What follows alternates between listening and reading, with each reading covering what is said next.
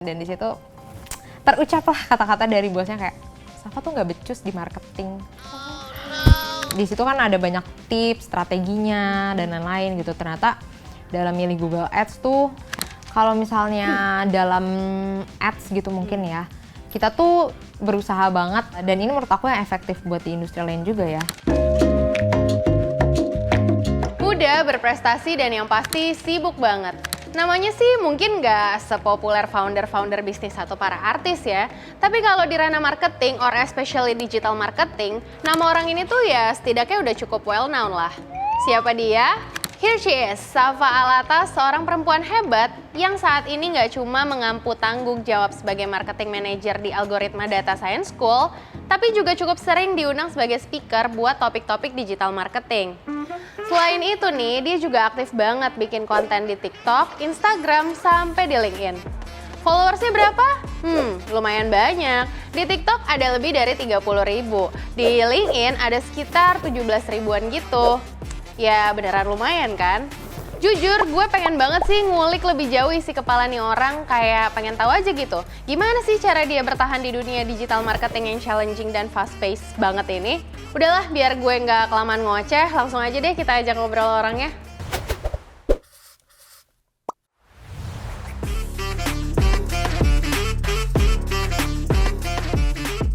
Hai Kak Safa. Akhirnya ketemu ya setelah kita tektokan soal lokasi syuting. Iya benar, akhirnya ketemu lagi di kantor baru Algoritma. Oke, mungkin aku langsung nanya aja kali ya. Aku mungkin pengen explore Kak Safa sekarang tuh lagi sibuk apa aja sih sebagai marketing manager di Algoritma, terus di luar itu lagi sibuk apalah? What are you currently up to? Sebenarnya sih sekarang fokus full time-nya pasti di marketing Algoritma ya, gitu as marketing manager. Tapi di luar itu aku juga seneng gitu sebenarnya bikin konten, anaknya konten banget gitu ya. Jadi aku kadang bikin konten di sosmed aku gitu. Terus mungkin selain bikin konten, aku seneng ngajar juga nih gitu sebenarnya. Jadi aku kadang jadi mentor gitu, kayak di bootcamp digital marketing, atau mungkin jadi speaker tapi kayak di kampus gitu, atau misalnya ada organisasi apalah gitu bikin event, itu aku kadang jadi speaker juga gitu. Terus mungkin baru banget bulan lalu sih aku megang freelance juga gitu ya, karena memang aku tertarik explore ke industri lain sih gitu. Nah kebetulan freelance ini kan industrinya beda sama Algoritma ya, jadi aku kayak wah challenge baru nih. Freelance-nya sebagai apa? Ngurusin apa gitu? Sosmed sih sebenarnya. Oh, tetap sosmed. Tetap sosmed. Cuman memang dia tuh udah ada tim kontennya, tapi tim kontennya ini nggak punya ibu gitulah ibaratnya. Jadi aku tuh jadi ibunya tim konten, lebih kayak ngarahin anak-anaknya nih, bikin kontennya kayak gini gitu. Jadi sebenarnya nggak bikin konten secara langsung sih, tapi lebih kayak ngasih strategi kontennya kayak gimana untuk si brand ini gitu. Terus sehari berapa kali posting, terus nganalisis gitu. Itu kan mungkin anak-anak fresh grad belum bisa gitu ya. Jadi aku lebih freelance. Lebih ke konseptingnya juga kali ya, terus managing. Jadi lebih ke situ. Itu sih kurang lebih kesibukannya di banyak tiga sih, itu. banyak ya. Iya lumayan. Mungkin aku pengen nanya soal ini dulu kali ya, kita flashback dikit. Kak Safa nih kuliahnya tuh apa, terus perjalanan awal karirnya tuh kayak gimana sampai akhirnya end up saat ini di Algoritma sebagai marketing manager gitu. Ya sebenarnya sih kalau kuliah aku kan ilmu komunikasi ya di Al-Azhar gitu. Komunikasi. Komunikasi. Nah waktu itu sebenarnya peminatan aku tuh lebih ke PR, public relation gitu. Dulu sih mikirnya lebih kayak, oh gue jadi PR nih di corporate apa gitu ya. Mikirnya kan gitu kan, kayak anak fresh grad gitu. Tapi ternyata tidak semudah itu juga kan nyari kerja yang sesuai, maksudnya bener-bener sama kayak kita rencananya apa gitu. Kita rencananya apa gitu. Sempet nyasar dulu kerjaan pertama aku tadi jadi PA. Itu random banget sih ceritanya. Jadi teman aku kerja di company tersebut gitu ya. Teman aku intern, terus dia bilang, Saf ada loker yang cocok sama lo gitu. Sesuai banget deh sama jurusan lo kata dia gitu.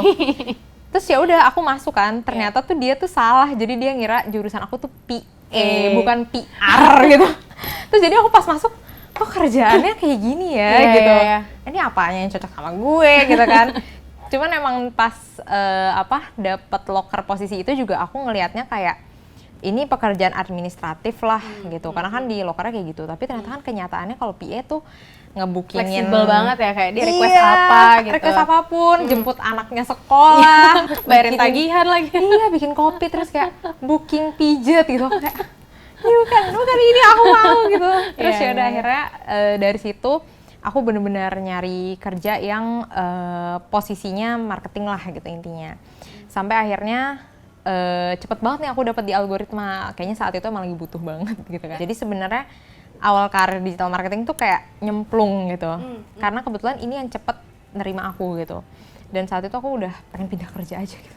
Ya karena jadi PA. Iya, jadi dia nggak enak gitu. Iya, iya. Ya udah deh, akhirnya enjoy. Tapi tadi kalau aku nggak salah nanggap, Kak Safa emang nyari-nyari lowongannya tuh yang marketing kan. Nah Iya. terus kayak where did the marketing come from gitu? Nah. Pengen masuk marketing, nyari marketing tuh gimana Iya. ceritanya? Itu ada cerita trauma aku sebagai PA lagi, Ah. walaupun itu cuma 3 bulan tapi cukup membekas. Karena saat itu sebenarnya posisinya kantornya tuh masih kecil ya, yang itu. Terus di situ saat itu dia nge-hire kayak director baru lah gitu untuk kantornya. Dan di situ directornya bilang kita butuh tim marketing. Jadi itu nggak ada tim marketing saat itu. Oh di sana, di sana kantor nggak yang ada. Kak Safa kerja jadi PA itu. Iya betul. Terus di situ ada aku juga posisinya gitu kan di ruangan bos itu. Terus aku kayak apakah ini kesempatan untukku gitu ya? Supaya aku nggak jadi PA gitu kan. Terus si direkturnya ini langsung ngomong lah ke atasannya kayak Safa aja lah gitu. Safa kan komunikasi gini-gini, dan di situ terucaplah kata-kata dari bosnya kayak Safa tuh nggak becus di marketing. What? Gitu kan. Terus aku langsung kayak oke, sakit hati Padahal banget. belum pernah kan? Belum pernah Iya, gitu, betul dan dia sih. udah ngejudge aku gitu kan. Makanya akhirnya saat itu aku langsung apply apapun pekerjaan yang posisinya marketing, karena saat itu aku juga pengen buktiin ke diri aku sendiri dan ke orang itu bahwa gue bisa di marketing gitu. Terus ya udah akhirnya di situ aku apply marketing, nyemplung di algoritma S digital marketing, dan ternyata aku seneng gitu di sini. Jadi makanya aku kayak oh ya udah ini kayaknya emang ranah gue deh gitu. Jadi akhirnya enjoy. Tapi itu satu-satunya trigger atau sebenarnya ada lagi gitu Kak? Sebenarnya sih kalau ke marketingnya aku tuh tertariknya di sosmed gitu ya. Jadi dulu dari zaman kuliah aku tuh emang udah join volunteer, terus pokoknya di organisasi apapun aku tuh apply-nya sosmed gitu. Dan itu seru banget gitu, maksud aku kayak lo bikin konten terus lo bisa ngeliat Oke. impact dari konten lo Iya, itu iya, gitu. Makanya akhirnya aku mikir ya udah aku apply ke marketing, aku nyarinya sebenarnya spesifik di bagian konten gitu. Maksudnya aku saat bikin konten tuh aku enjoy, dan ketika orang tuh mengapresiasi konten aku gitu ya, aku juga merasa kayak rewarding lah gitu pekerjaan itu gitu. Makanya aku kayak oh ya udah kayaknya karir gue ke situ deh, karena dari zaman volunteer dan organisasi aku emang udah suka gitu sama sosial media ibaratnya gitu. Jadi udah deh sampai sekarang.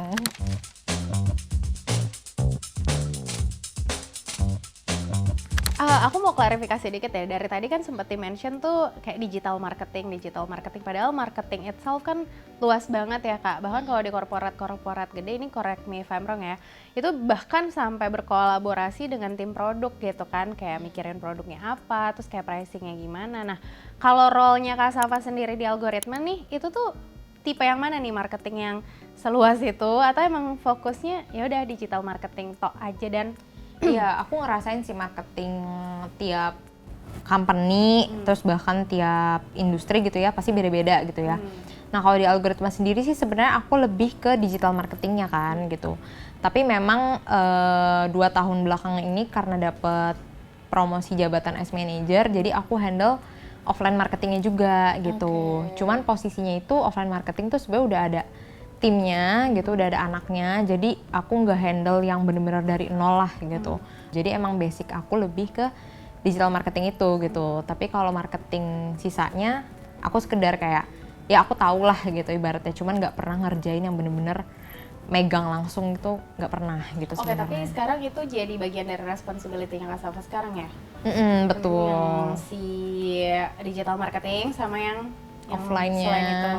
bikin event, terus juga kayak marketing di Algo sih lebih ke event, partnership sama community gitu ya, nge-building community. Nah itu jadi part of responsibility aku juga, cuman memang paling event doang lah yang aku pernah bener-bener pegang dari nol juga gitu pernah. Tapi sisanya tuh udah ada timnya gitu ibaratnya. Jadi aku lebih kayak managing mereka aja sih. Gitu. Kak, mumpung ngomongin karir nih ya, kayak setahu aku kan Kak Safa ini 5 tahun gitu udah jadi marketing manager. Like, aduh 5 tahun gue kayaknya dulu masih jadi staff deh gitu kan.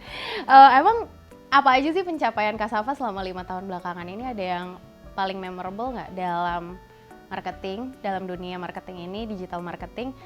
Terus the story behind-nya tuh apa sih? Pencapaian dan story behind. Mungkin aku juga awalnya tuh nggak pernah ngelihat diri aku kayak emang gue sehebat itu ya sampai dapat ini gitu. Karena waktu itu mungkin posisinya kan memang tim marketing di kantor aku tuh nggak gitu banyak orangnya ya gitu. Jadi kayak atasan aku tuh ngeliat aku kayaknya tuh yang paling bisa ngerjain semuanya gitu. Karena emang sebenarnya aku pribadi seneng explore gitu. Jadi justru kalau aku dikasih satu hal doang, aku tuh bosen gitu, aku tuh nggak akan suka gitu. Nah makanya dia ya udah ngasih responsibility baru, coba megang iklan gitu. Saat itu aku kan nggak megang iklan, terus pas megang iklan ternyata berhasil nih aku ngimprove iklannya algoritma juga gitu. Akhirnya dari situ yaudah deh coba lo pegang ini lagi, pegang ini, dan setiap dikasih ternyata tuh secara implisit gitu ya, atasan aku tuh lagi nge-challenge aku gitu. Nah, waktu itu kan sebenarnya kalau di Algo tuh agak susah di Google Ads ya mungkin gitu saat itu. Nah, aku memang nanya juga kan ke atasan aku, kenapa gitu kita nggak pernah masang Google Ads. Oh, itu nggak pernah sebelumnya? Ya, jadi sebenarnya atasan aku pernah masang, tapi karena costnya gede gitu ya. Nah, dia udah berhenti, nggak explore lagi gitu. Nah, dia tuh ngasih ruang gitu buat aku kayak, coba lo explore aja Saf gitu. Gue sih kemarin masang di situ, hasilnya tuh kurang maksimal kata dia gitu. Wah, challenge lagi nih. Iya, terus aku oke gitu kan. Oke gitu. Kita gas. Iya, terus ya udah akhirnya aku coba belajar. Sebenarnya aku belajarnya kayak dari YouTube gitu. Otodidak banget ya? Iya, aku nonton aja gitu kayak apa sih tipsnya gitu ya, orang-orang masang Google. Aku nonton yang dari bahasa Indonesia sampai orang luar yang jelasin gitu. Maksudnya aku kadang kan ada perspektif beda gitu ya. Jadi aku coba nonton semuanya. Terus ya udah di situ kan ada banyak tips, strateginya dan lain-lain gitu. Ternyata dalam milih Google Ads tuh headline 1, 2, 3 tuh ada tipsnya juga gitu. Nggak asal lo naruh copywriting aja katanya gitu. Harusnya headline 3 apa, headline 2 apa gitu. Terus harus masukin angka. Ternyata kayak gitu-gitulah gitu. Oh ya aku baru tahu. Akhirnya aku coba dan ternyata benar gitu, hasilnya cukup bagus gitu kan. Ibaratnya dibanding ads yang sebelumnya lah gitu. Jadi kan cukup gitu ya, cukup seneng gitu. Terus ya udah akhirnya dari situ coba improve yang lain lagi, apa nih yang bisa diimprove gitu kan. Meta ads juga gitu kan. Cuman meta ads tuh memang di algoritma menurut aku udah cukup bagus sih dari awal gitu. Cuman aku kan kayak pengen bikin yang lebih bagus lagi nih gitu. Nah cuman meta ads tuh biasanya lebih ke kreatifnya sih yang harus dimainin gitu. Jadi aku coba bikin kreatif yang kayak gini gitu sampai hasilnya juga bisa lebih bagus lah gitu ibaratnya. Ini kalau aku boleh klarifikasi sedikit ya, berarti kalau tujuan promosi atau effort marketingnya algoritma tuh lebih ke nyari B2B clients atau B2C atau sekedar mau raising awareness aja, atau lebih ke objektif yang mana Kak sebetulnya? Kalau di algoritma tuh sebenarnya kita ada dua, B2B dan B2C gitu. Cuman memang kita saat ini sih fokusnya lebih ke B2B ya gitu. Nah itu juga yang sebenarnya masih challenge buat aku sih, karena selama ini kalau ngiklan biasanya yang kena tuh pasti B2C juga ujung-ujungnya. Iya. Nah itu yang agak susah gitu. Cuman ya itulah, itu masih challenge aku sekarang, yang aku masih cari tahu gimana cara ngiklan yang benar-benar bisa biar tepat sasaran ke B2B gitu. Karena selama ini ngiklan leads-nya dapat nih bagus, tapi ujungnya dia maunya B2C gitu kan, maksudnya bayar sendiri nggak korporasi gitu. Nah makanya kita sih kalau ngiklan tuh selalu objektifnya tuh lebih ke leads ya gitu, karena kan mungkin kita butuh pendekatan ke salesnya dulu gitu, jadi dari leadsnya baru diajak meeting ya sama si salesnya kita, karena kan mungkin kalau dari pricingnya kayak nggak mungkin kan orang yang bisa lihat terus langsung beli gitu kan, itu susah gitu. Jadi makanya kita objektifnya lebih ke leads sih, tim marketing nyari leads lah sebanyak-banyaknya. Nah, gitu.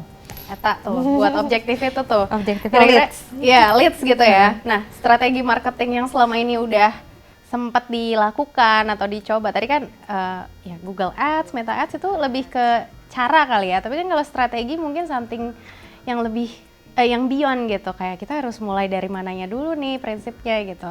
Nah kalau di algoritma sendiri atau dari Cassava sendiri itu apa sih yang ada di pikirannya ketika merumuskan strategi marketing? Atau Kalau misalnya dalam ads gitu mungkin ya, kita tuh berusaha banget dan ini menurut aku yang efektif buat di industri lain juga ya, nyari pain point-nya audiens sih gitu. Berarti di sini B2B-nya. Iya, jadi kita kayak nyari misalnya kayak perusahaan lo nggak berkembang gitu. Jangan-jangan lo nggak ngolah data dengan bener gitu. Nah terus ya udah solvingnya ujungnya algoritma kayak gitu kan, ujungnya call to action-nya gitu. Cuman memang aku sempat juga sekarang sih lagi nyoba kayak endorse gitu ke KOL, terus kita owning konten mereka dan kita iklanin juga. Dan surprisingly hasilnya bagus juga gitu. Nah dari situ aku nemu perspektif marketing baru gitu ya menurutku. Yakni? Ternyata orang-orang tuh nggak terlalu seneng yang ibaratnya kayak langsung diiklanin gitu, disuruh beli gitu. Nah ini kan yang KOL ini kan mereka lebih personal ya kontennya, jadi mereka ada storytellingnya, nyeritain dulu kayak gue pernah disuruh kantor gue kayak gini, dan terus hasilnya gini. Nah untungnya ada algoritma itu di ujung banget gitu. Nah itu justru performnya malah lebih bagus gitu. Makanya sekarang di sini aku ngelihatnya sih marketing sekarang ya mungkin karena lagi hype-nya tuh TikTok gitu ya. Justru yang konten-konten yang sifatnya storytelling, terus juga nggak terlalu heavy editing gitu ya. Jadi yang benar-benar sederhana banget, cuman kasih subtitle, itu justru lebih ngena gitu di orang-orang. Karena orang nggak ngerasa diiklanin gitu kayaknya. Iya sih, tapi itu works buat B2B clients Kak. Kalau kayak di TikTok gitu kan, kayak kalau mindsetku ya itu buat B2C kali ya. Kalau B2B lebih yang I don't know, kalau yang jadul-jadul kan email marketing atau yang gitu-gitu kan. Nah, itu works. KOL. So far sih ada beberapa klien kita yang akhirnya B2B dari sana gitu. Cuman memang tetap banyakan B2C akhirnya. Tapi kan ibaratnya kita tujuan iklannya B2B, tapi B2C-nya kena juga nih gitu, kebagian lah gitu ibaratnya. Gitu. Tapi ternyata itu works gitu ya ternyata. Ternyata. Ya itu tadi objektifnya kan generate leads. Jadi seenggaknya orang tahu dulu nih algoritma provide what kind of services gitu ya. Oke. Benar. Makanya sekarang kita pun, maksudnya aku pun dalam produksi konten iklan ngusahain kayak gitu, kayak editingnya aku nge-brief anak desain gak usah yang gimana-gimana deh, aku bilang gitu. Sesederhana mungkin, senatural mungkin gitu. Kadang kan anak desain juga ngerasa kayak masa gini doang sih Kak gitu, kayak kan kerjaan gue cuma 1 menit selesai nih gitu kan. Tapi aku bilang nih kayak ya udah emang kayak gitu yang yang lebih efektif ya, lebih perform. Ya udah gitu aku mikirnya. Cuman memang kita iklannya tetap di Instagram, walaupun itu kan endorse-nya kayak di TikTok gitu ya istilahnya kontennya. Tapi kita iklannya di Instagram dan ternyata IG Ads gitu atau Meta itu ya tadi ya? Meta gitu. Ternyata emang works gitu. So far sih kalau di TikTok kita belum pernah perform yang cukup bagus ya gitu kalau di algoritma, mungkin karena itu tadi marketnya nggak ada di sana sih gitu menurutku gitu. Jadi ya udah kita di TikTok lebih ke endorse, tapi iklannya kita lebih fokus ke Meta gitu. Aku mau nanya soal ini kali ya, habitnya Cassava sendiri ini atau rutinitas kali ya. Biasanya kan kalau marketing tuh dikenal trennya beda-beda, bahkan sekarang udah ada marketing 6.0 yang mana kita harus pelajarin lagi kan tuh ini si algoritma bisa pakai nggak ya, bisa manfaatin nggak ya gitu. Nah tapi kalau Cassava sendiri biasanya nih kayak biar tetap keep up sama tren marketing, terus dapat ide-ide yang selalu beda setiap harinya atau yang baru, itu gimana sih? What kind of activities, daily activities yang kamu lakukan gitu sampai oke, gue bisa up to date gitu. Iya, biasanya sih aku ngerasa kayak nggak boleh berhenti belajar sih yang pertama gitu. Karena aku pun aku join kayak komunitas anak-anak marketing gitulah ibaratnya. Ada join juga. Di situ aku ngajar juga, tapi aku belajar juga gitu. Dari yang lain. Iya, karena kan kebetulan di situ speaker-speakernya juga orang-orang marketing, tapi dari industri lain juga gitu. Cuman posisinya marketing nih. Jadi dari situ aku dapat point of view baru lah gitu. Kadang kan mungkin dia industrinya let's say retail, tapi dia punya ide marketing A misalnya, terus kayaknya bisa deh gue ambil juga kayak gitu. Nah itu tuh dapat point of view baru karena adanya ibaratnya apa ya, kayak komunitas anak marketing lah gitu yang aku join gitu. Terus selain belajar dari situ, mungkin kalau update tren ya pasti harus sering-sering scroll sosmed ya menurutku. Sosmednya apa sih kalau Kak Safa? Maksudnya yang sering dipakai buat cari referensi ya? YouTube kah? IG kah? Aku biasanya sih kalau referensi tren itu pasti ke TikTok ya gitu, karena kan itu yang paling saat ini paling banyak orang make lah gitu ibaratnya gitu. Tapi kalau buat belajar memang lebih ke YouTube tadi, kayak aku belajar Google Ads aku cari di YouTube gitu, karena kan tutorial ya sifatnya gitu. Tapi kalau tren-tren gitu itu lebih ke TikTok sih yang aku nonton gitu. Gitu sih. Tren ini. Tapi kalau menurut Kak Safa sendiri, tren digital marketing saat ini tuh apa sih? Maksudnya apakah masih relevan tuh kita merhatiin algoritma atau kayak misalnya algoritma yang Algoritma sosmed gitu ya? Bukan ini. Maksudnya apakah yang seperti itu atau apa nih trennya dengan adanya marketing 6.0 juga kan sekarang yang apa-apa tuh udah mainannya ya AI, terus kayak VR, terus ada chatbot segala. Nah, ngelihat tren ke depannya tuh akan Seperti apa gitu seperti ya? apa ya? Iya, sejujurnya sih aku sebagai customer aja gitu ya, kalau misalnya dibalasnya pakai chatbot gitu-gitu sebenarnya tuh sebel gitu ya. Jadi aku justru nggak menyarankan itu gitu, apa namanya, untuk banyak dipakai lah gitu maksudnya. Tapi kalau untuk kayak cuman filtering leads di awal, itu mungkin boleh gitu ya, itu bisa karena itu mempersingkat kerjaan banget sih menurutku AI itu. Terus juga kayak sekarang kan ada ChatGPT gitu ya. Of course. Itu semua orang kayak make gitu ya. Aku pun make gitu ChatGPT. Cuman balik lagi tadi apa namanya? Jadinya tuh ada beberapa konten orang-orang yang bener-bener apa ya? Kelihatan banget gitu loh, AI banget nih gitu. Nah, itu yang maksud aku mungkin beberapa orang belum sadar juga gitu kalau misalnya make tools-tools kayak gitu ya, itu sebagai apa ya, referensi aja lah gitu, jangan bener-bener mentah-mentah kita pakai gitu.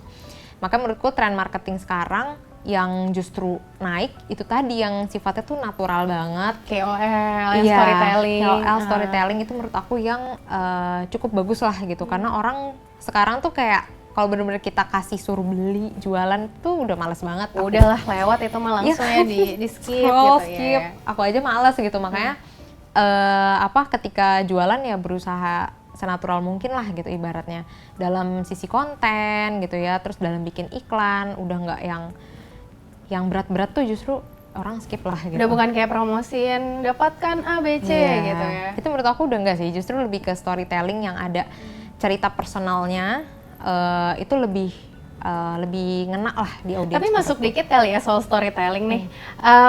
Menurut Kak Safa, sebenarnya kan kalau di bayangan aku ya boleh dikoreksi juga, tiap industri kan pasti pendekatan marketing atau pendekatan customer-nya mungkin akan beda-beda ya. Ada yang dia bisa didekati pakai cara ini, tapi belum tentu industri yang lain bisa pakai cara itu. Tapi kalau storytelling, itu bisa nggak sih applicable di semua industri?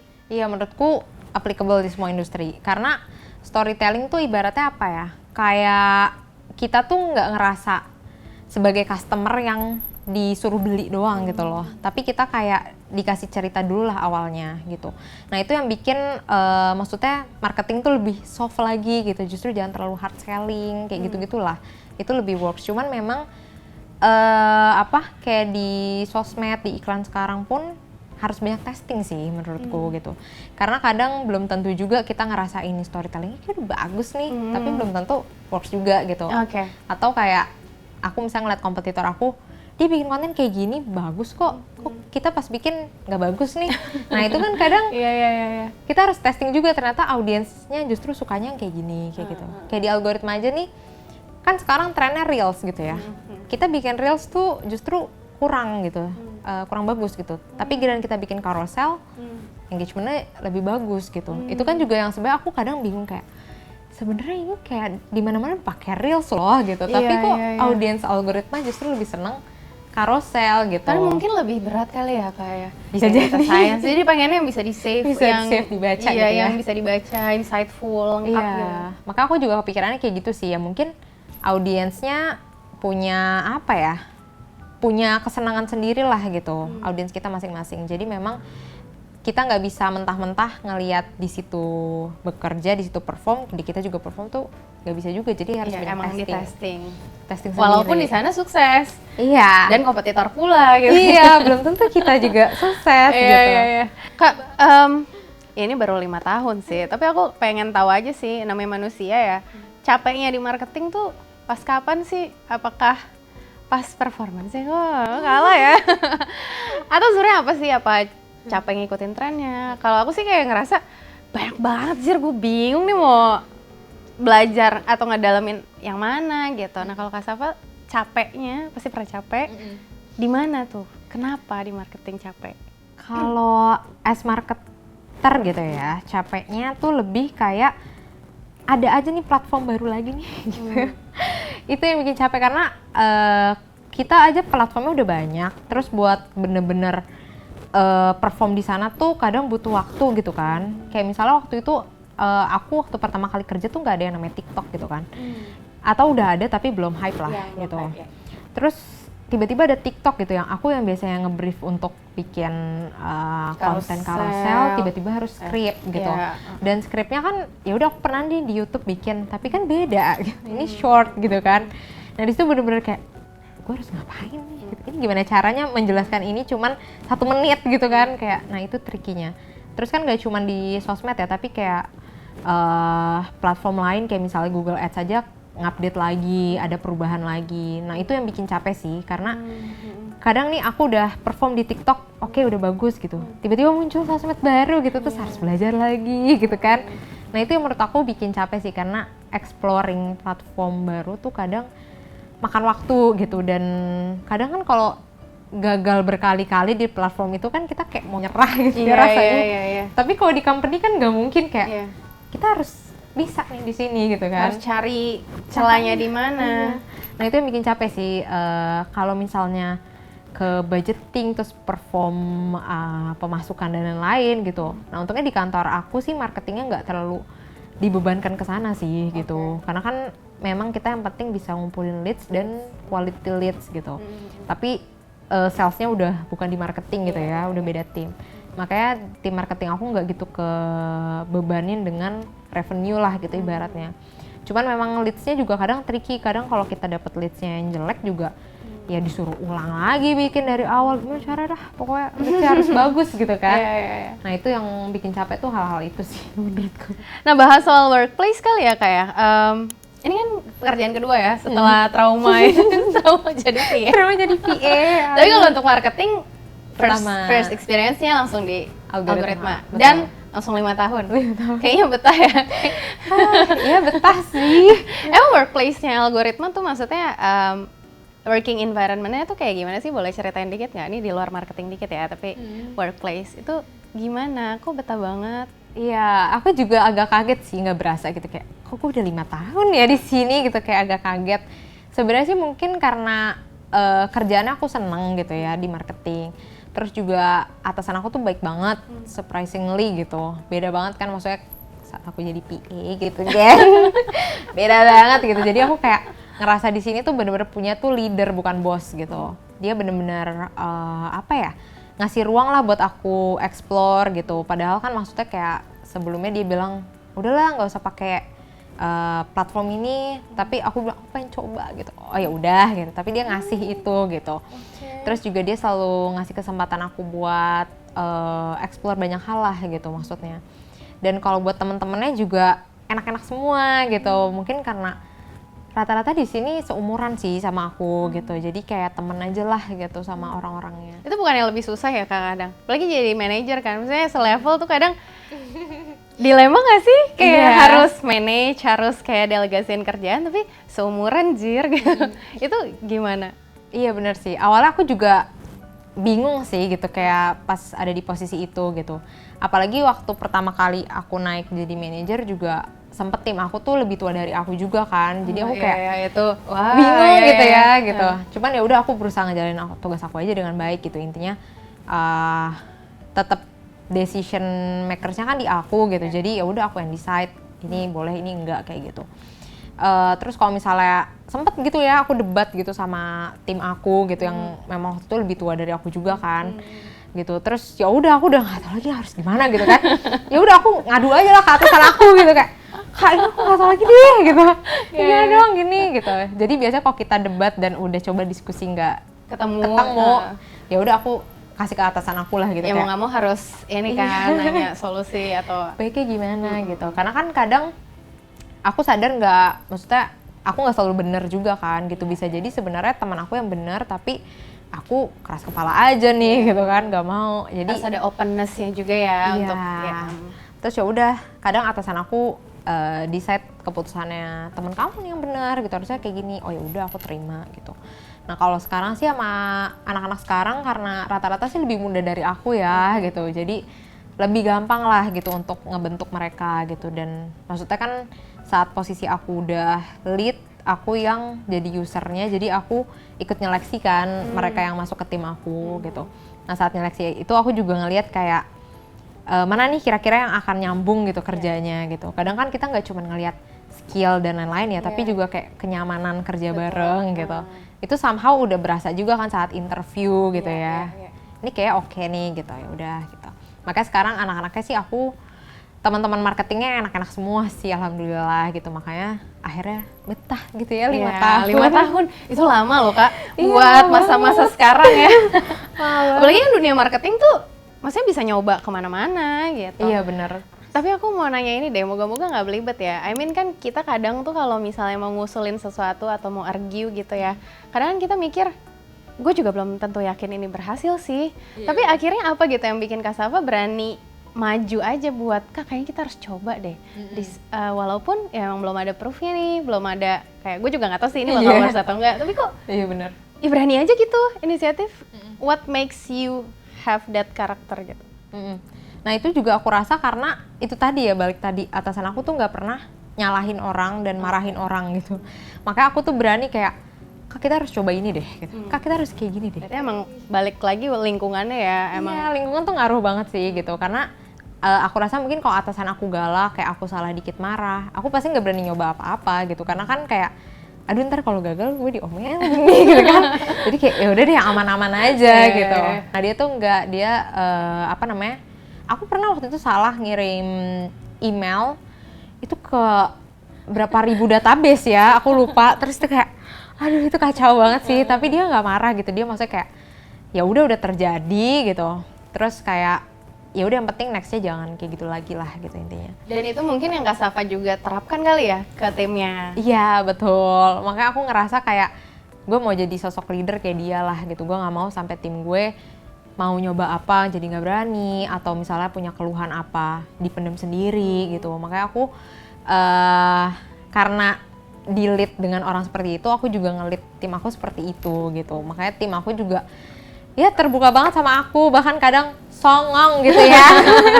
Tapi kayak udah kita emang kayak teman aja lah gitu. Maksud aku kalau ada apa-apa ya ngomong aja langsung gitu.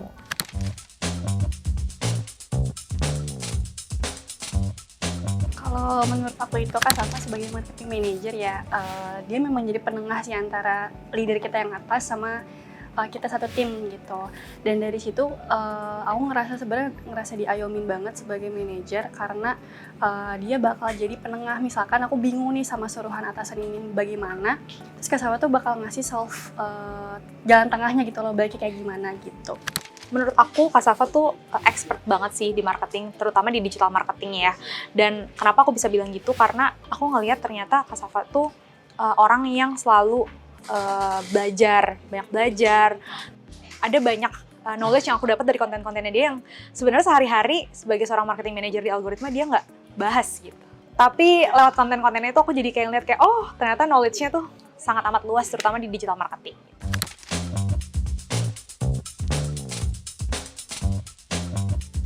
Menurut aku gitu ya, ada banget inspirasi dari Kak Safa untuk bekerja karena Kak Safa itu ya dia terus upgrade dirinya dia hingga akhirnya punya beberapa freelance kerja gitu ya. Dan dia tuh dari situ selalu share ilmu-ilmu yang dia dapetin selama bekerja itu ke orang lain. Dan dari situ aku ngeliat Kak Safa tuh bekerja keras dan emang gak mau stuck di situ aja, belajar ilmunya, harus selalu upgrade diri. Apalagi kalau digital marketing gitu-gitu kan perkembangannya cukup pesat sama banyak yang harus di-update gitu ya. Kak Safa tuh gak berhenti di satu titik aja, dia akhirnya terus-terus belajar.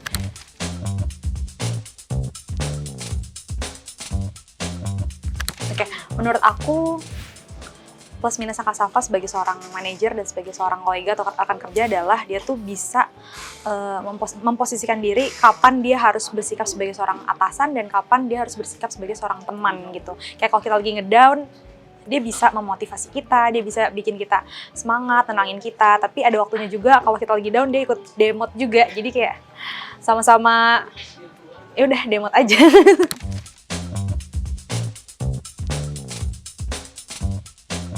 Kak, mungkin aku mau masuk ke sesuatu yang lebih personal dikit kali ya. I mean kalau misalnya dalam karir kita tuh bisa oke, mulus, terus kayak udah punya pencapaian, itu kan pasti ada personal journey-nya juga ya. I mean kayak apa sih yang sebenarnya menurut Kak Safa membawa Kak Safa tuh sampai jadi manajer gitu, dan bahkan menurutku mudah banget sih udah jadi manajer.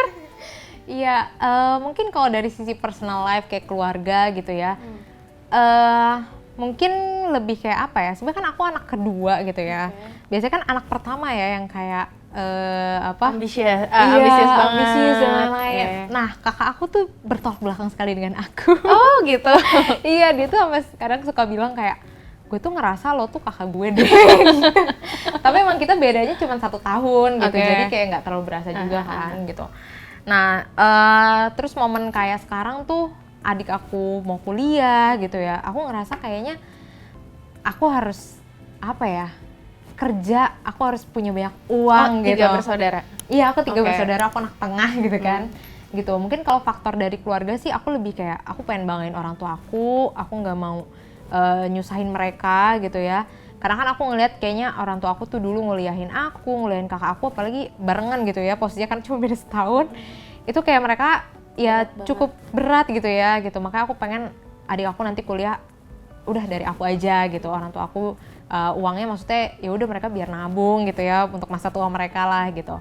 Makanya dari situ aku pas dari zaman kuliah pun aku udah berusaha kayak coba ikut volunteer apa, ngumpulin duit sendiri, ikut magang gitu. Terus buru-buru nyari kerja walaupun sempat salah dulu kerjanya karena saking gue harus punya duit sendiri kayak gitu.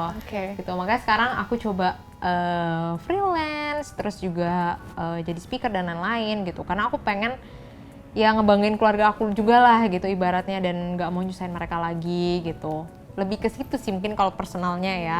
Tapi kalau dari sisi profesionalnya ya memang ya aku pengen lah gitu, maksudnya jadi perempuan di marketing yang well known. Iya gitu, yang bisa ngerti berbagai yang bisa sharing industri, juga, yang bisa insightful ya. Aku seneng ngajar sih gitu. Jadi lebih ke situ sih mungkin cerita di balik. Aku dari tadi kayaknya belum nyinggung soal sosok yang menginspirasi Safa kali ya, atau buku atau apapun lah. Ada nggak sih semacam role model Safa sebagai Safa gitu, bukan sebagai marketer? Sebenarnya sih kalau idola, aku bisa bilang mungkin belum ada ya gitu.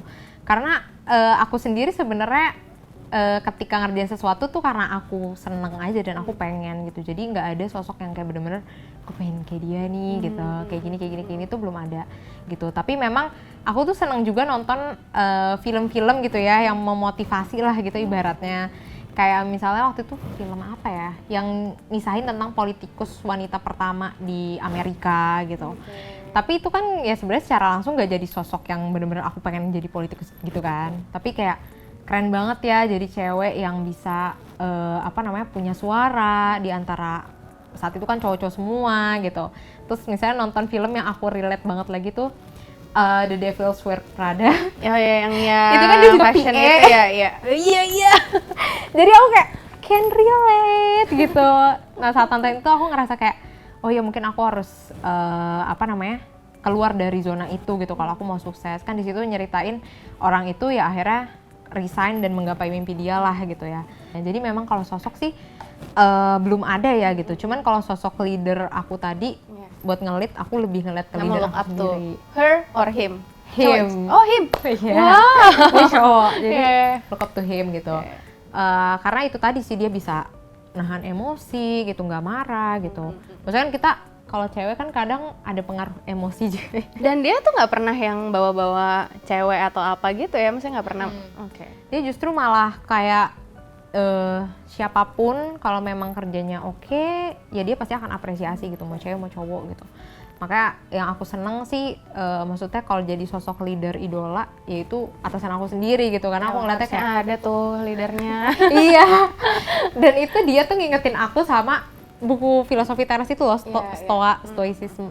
Karena aku ngerasa kayaknya dia stoa banget nih orang gitu, kayak kalem, zen, terus kayak Mindful. udah gitu, iya mindful Iya. gitu. Sementara aku kan jujur aku sih masih ada emosi-emosi dikit gitu ya. Ya, Kalau namanya manusia ya. kalau dia tuh enggak gitu, jadi aku kayak kok bisa ya kayak gitu. Agak kaget. Ya bisa lah. Tapi jarang-jarang tuh kayak one of kind ya. Iya, jarang-jarang banget orang kayak gitu.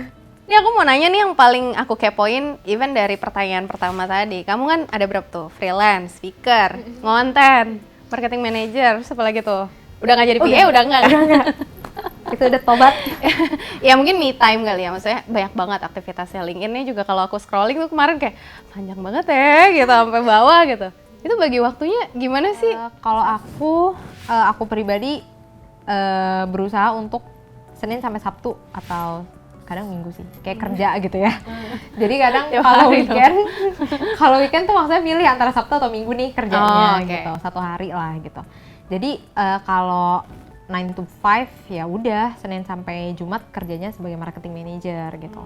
Nah di hari Sabtu barulah aku ngerjain hal-hal lain itu gitu. Oh jadi ngonten nggak pernah di weekdays?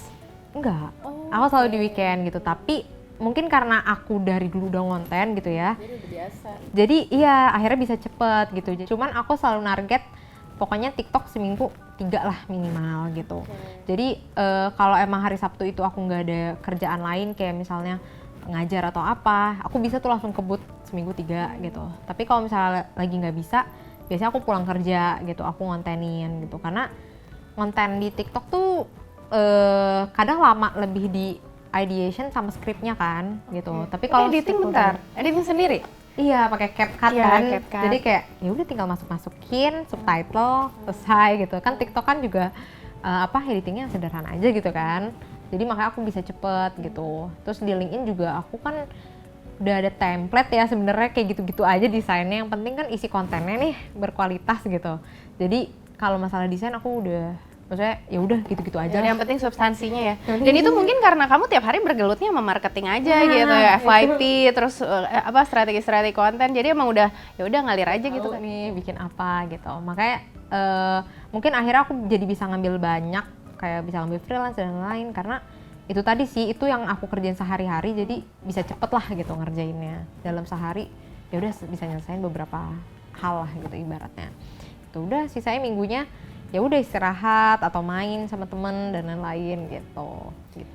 Impian kamu tuh apa sih Kak Safa untuk ya mungkin dalam professionally atau personally gitu ya, impiannya tuh apa sih? Kamu masih muda, udah mulai ngonten juga, apakah pengen jadi influencer atau kayak pengen apa gitu impiannya, dan apakah kamu sudah melakukan hal-hal yang membawa kamu lebih dekat dengan impian kamu itu? Sebenarnya kalau impian kan aku tuh seneng banget gitu ya kalau misalnya ketika aku bikin sesuatu terus ada impactnya gitu. Makanya kenapa aku ngonten terus aku ngajar gitu, karena dari situ tuh aku ngelihat kayak ada orang gitu yang get back ke aku kayak, Kak thank you ya ini kemarin aku That kind of feeling ya. Iya terus aku kayak seneng banget nih bisa beneran bantuin orang gitu untuk ngelakuin itu gitu. Makanya aku tuh pengennya sih ke depannya aku tuh bisa explore lebih banyak lagi gitu. Bahkan mungkin industrinya nggak cuman algoritma kan lebih ke edtech gitu ya. Mungkin industri lain aku pengen explore karena aku pengennya bisa jadi orang-orang yang bener ngelotok nih marketing mau industri apapun aku bisa gitu. Pengennya ke sana. Terus mungkin nanti ya someday aku bisa mungkin bikin brand aku sendiri gitu ya. Makanya mungkin salah satu hal yang aku bangun personal branding dulu gitu. Karena kan nanti kalau orang udah tahu aku, terus aku punya brand, ya aku belum kepikiran sih mau bikin apa gitu. Cuman someday hopefully sih bisa punya company aku sendiri gitu ya. Dan orang udah tahu, oh ini Safa nih gitu. Jadi yang dikenal juga dengan marketingnya, expertise-nya di marketing. Jadi orang udah tahu lah gitu sama aku dan produkku gitu. Karena kan kadang ya rata-rata orang yang bikin company biasanya dia udah punya personal branding dulu gitu di awalnya gitu, dan itu menurut aku Ya kayaknya zaman sekarang orang lebih Iya. ngajar itu ya, bikin branding dulu, terus baru bikin company. sesuatu gitu Bukan kan. company dulu baru nanti terkenal, tapi Branding. kebalik. Makanya aku ngerasa kayak oh ya udah kayak jalannya kesini dulu deh, tapi sebelum itu semua itu tadi aku lebih senang Ngasih ngajar. impact. Iya. Itu biasa kalau ngajar-ngajar gitu kamu selalu di approach duluan ya? Iya, karena aku tuh bingung, karena kan maksudnya awalnya aku ngonten doang kan gitu. Terus tiba-tiba pertama kali banget ada yang approach, dan itu webinar aku harganya cuma 10.000 gitu saat itu. Dan ya udah sikat aja dulu ya Iya, buat aku mikir ngajar. kayak ya udah gas aja gitu. Pertama kali bikin presentasi buat materi ngajar gitu, itu kayak gimana sih gitu nyusunnya gitu ya. Kadang kan kalau kita ngajar kan harus ada strukturnya gitu ya, maksudnya dari awal jelasin apa dulu sampai apa gitu. Nah itu yang susah banget tuh dulu, waktu awal aku bikin berapa lama tuh buat ngajar gitu, sampai akhirnya sekarang udah bisa nih, mau ngajar besok, oh ya udah materinya baru bikin hari ini juga bisa gitu. Padahal awalnya kan kayak ada seminggu lebih deh aku bikin materi pertamaku gitu. Jadi emang awalnya di approach aku nggak ada pikiran sama sekali bahwa aku bisa jadi mentor atau speaker gitu. Aku purely ngasih impact lewat konten aku aja lah gitu. Ternyata bisa nih ngajar gitu.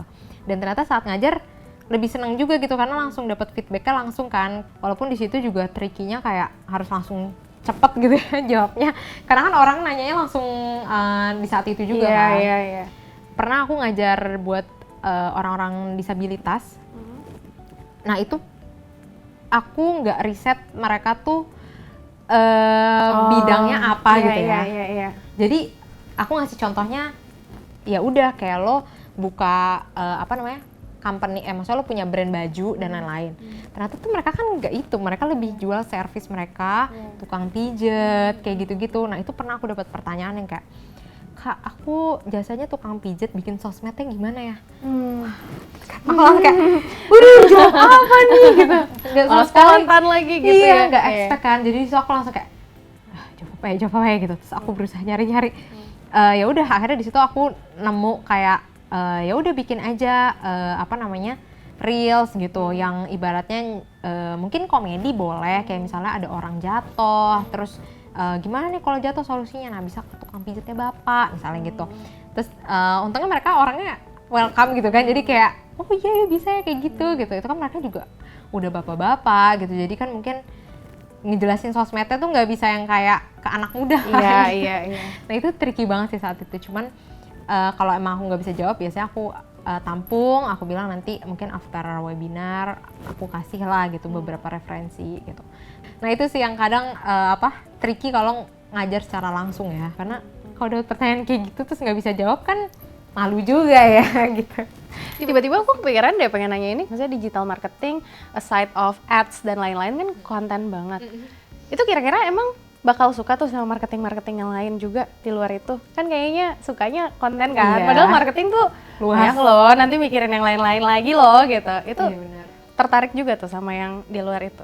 Iya, tertarik sih karena makanya kenapa tadi waktu awal aku pertama kali kerja kan aku lebih ke konten kan gitu. Tapi lama-lama kan Oh yang offline tadi ya? iya lama-lama kayak bosen nih gini-gini doang gitu. Apa kayak yang baru gitu. Nah terus akhirnya handle offline sama handle ads. Itu juga aku kan pertama kali handle ads gitu, kayak ya awalnya struggling dulu lah. Tapi aku seneng gitu kalau ngeliat hasil dari aku testing, aku belajar, terus ada beneran nih hasilnya bagus gitu. Berarti beneran cintanya tuh sama marketingnya ya, Iya. dan konten is just a part of it gitu ya. Oke, mungkin aku langsung mau nanya terakhir kali ya.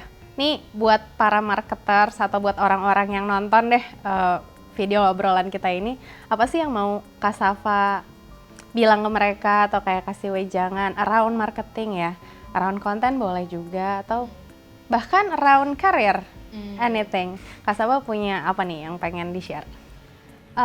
Mungkin buat teman-teman gitu yang lagi struggling, mau berkarir di marketing dan lain-lain.